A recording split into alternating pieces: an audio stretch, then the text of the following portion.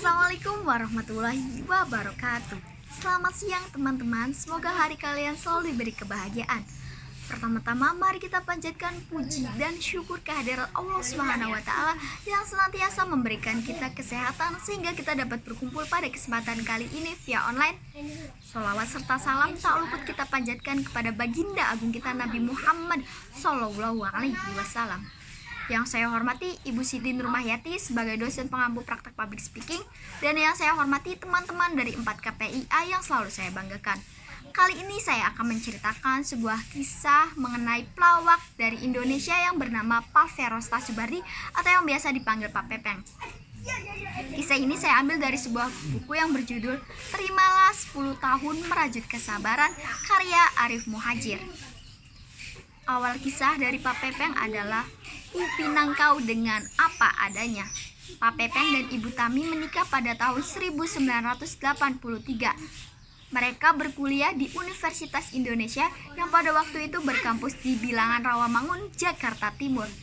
Pak Pepeng berasal dari keluarga yang ibunya berprofesi sebagai guru, sehingga pendidikan itu diutamakan yang selalu ada pada dirinya dan keluarganya. Pak Pepeng itu orangnya cuek dan itulah ciri khasnya. Sedangkan Ibu Tami berasal dari keluarga yang berpendidikan. Ayahnya berkarir cemerlang sebagai departemen luar negeri, sehingga Ibu Tami masa kecilnya tak luput tinggal di beberapa negara yang mengikuti ayahnya berdinas.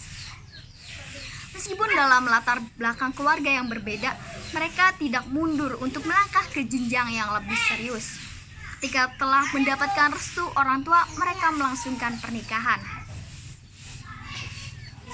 Pak Pepeng adalah orang yang selalu tegar dan kuat. Pak Pepeng selalu memberikan saran dan masukan kepada anak dan istrinya bahwa yang utama adalah sholat dan adab ke orang tua. Sebelum terjun ke dunia hiburan atau dunia pelawak, Pak Pepeng pernah mengikuti lomba lawak dan ia menjadi juara pertama. Pak Pepeng pada tahun 2005 terkena penyakit multiple sclerosis atau yang biasa disebut dengan autoimun. Penyakit sistem saraf yang pada Pak Pepeng terkena pada otak dan sumsum tulang belakangnya, yang menyebabkan kerusakan pada myelin. Myelin adalah sistem saraf yang rusak sehingga cara mengirim impulsnya dengan cepat itu jadi berkurang. Meskipun dalam kondisi seperti itu, Pak Pepeng bisa beraktivitas seperti orang normal biasanya, padahal Pak Pepeng sudah tidak bisa berdiri seperti orang normal. Ia bisa melakukan syuting dan ia juga bisa mengajar pada tamu-tamunya. Bahkan ia sempat menyelesaikan kuliah S2-nya di Fakultas Psikologi Universitas Indonesia. Pak Pepeng selalu membuat keluarganya tertawa dan bahagia. Bagaimana tidak? Pak Pepeng kan sebagai pelawak. Dia selalu memberikan tawa dan bahagia ke orang sekitarnya, dan hal itu dibawa ke rumahnya atau ke keluarganya. Jadi walaupun keadaan serumit apapun, Pak Pepeng dapat menghibur keluarganya. Meskipun hal itu terjadi, Ibu Tami selalu menyayangi Pak Pepeng dan selalu membuat Pak Pepeng merasa nyaman. Menurut orang-orang, Ibu Tami adalah orang yang paling sabar. Bagaimana tidak? 7 hari, 24 jam, 30 hari dalam 1 bulan, Ibu Tami sabar menjadi partner dan istri untuk Pak Pepeng. Menurut Pak Pepeng, jadi orang itu jangan biasa-biasa saja. Kita harus luar biasa. Hal itu Pak Pepeng pesan kepada anak dan istri-istrinya. Hingga pada ujung usianya,